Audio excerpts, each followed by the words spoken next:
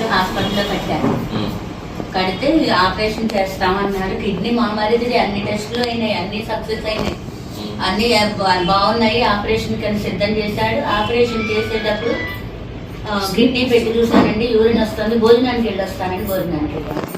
అటు భోజనానికి వెళ్ళాలి కదా నాన్న, కిడ్నీ ఆపరేషన్ చేసేటప్పుడు భోజనానికి ఎలా వెళ్తాడు?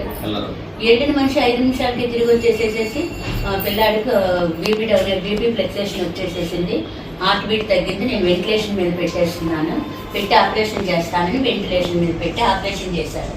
ఆ వెంటిలేషన్ మీద పెట్టి ఆపరేషన్ చేసినప్పుడు నువ్వు కిడ్నీ దీంట్లో పెట్టుకోవాలి కదా, కెమికల్స్ నువ్వు రిజర్వ్ చేసుకుని కదా చేసుకోవాలి.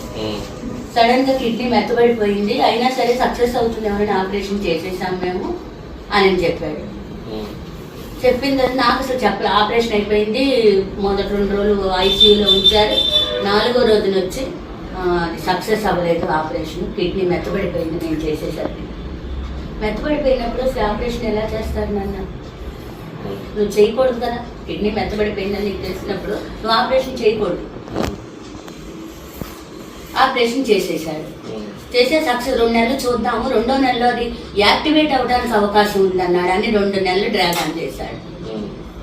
చేసి ఇప్పుడు అది యాక్టివేట్ అవ్వటం లేదు, ఆ కిడ్నీ మెత్తబడిపోయింది, లోపల ఇన్ఫెక్షన్ వస్తుంది, అది తీసేయాలని మళ్ళీ ఆపరేషన్ చేసి అది తీసేశాడు.